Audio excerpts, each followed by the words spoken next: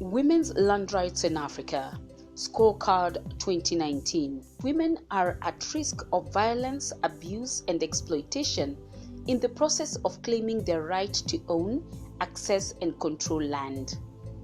Women's land rights have strongly featured in core agendas of the African Union, United Nations organizations, governments, and non-state actors. To date, virtually all African states have signed policy resolutions to ensure more equal and less discriminatory land rights for women. The African Union has embraced this aspiration and laid it down in frameworks, guidelines, and other legally binding documents such as the African Union Framework and Guidelines on Land Policy in Africa, African Union Guiding Principles on Large-Scale Land-Based Investments, Voluntary Guidelines on the Responsible Governance of Tenure of Land, Fisheries, and Forests in the Context of National Food Security, and Protocol to the African Charter on Human and People's Rights on the Land Rights of Women in Africa.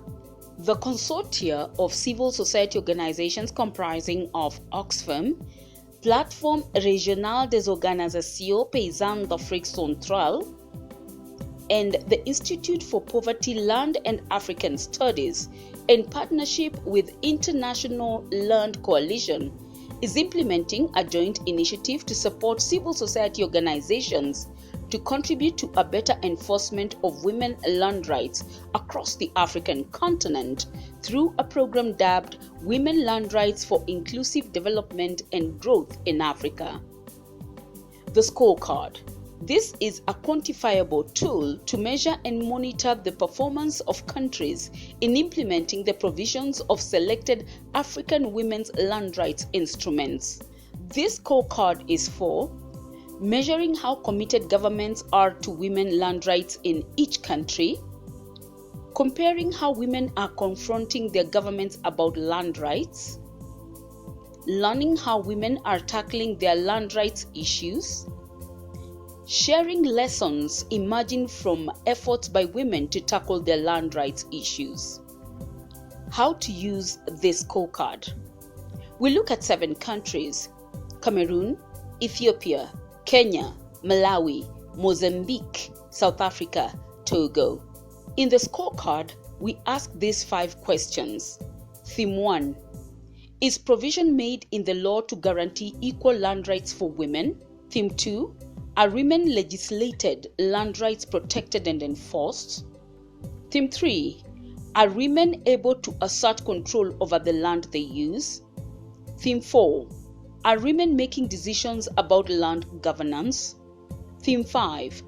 Are women's land rights protected against large-scale land-based investments? And we answer each question like this: yes, partly, no.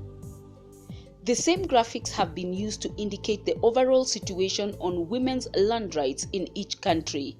Smaller simplified faces and colors, green, yellow, and red, are used to answer questions in the same way. How the scores happen. Each country is scored according to 5 themes. Each theme has a number of sub-themes. A different number of sub-themes per theme. Each sub-theme is given a score. The sub-theme scores are added together to get a theme score. The 5 theme scores are added together to get a country score. Women land rights by country: Cameroon, Ethiopia, Kenya, Malawi, Mozambique, South Africa, Togo. It appears that most countries have made progress in developing laws that support women's land rights, but much work is needed to implement these laws so that women can benefit from them. Overview of women's land rights in Africa: Ethiopia, Kenya, Mozambique, Malawi, South Africa, Cameroon, Togo. Look at the map of Africa and note the countries involved. Can you see how much red is on the map? There is a lot of work to be done. Conclusions. Implementation of women's land rights is yet to receive sufficient political backing due to widespread patriarchal values. Women's land and property rights could greatly be improved if all African Union member countries implemented the existing commitments. These findings are corroborated by ongoing claims, not only among government bureaucrats, but more importantly, by policymakers.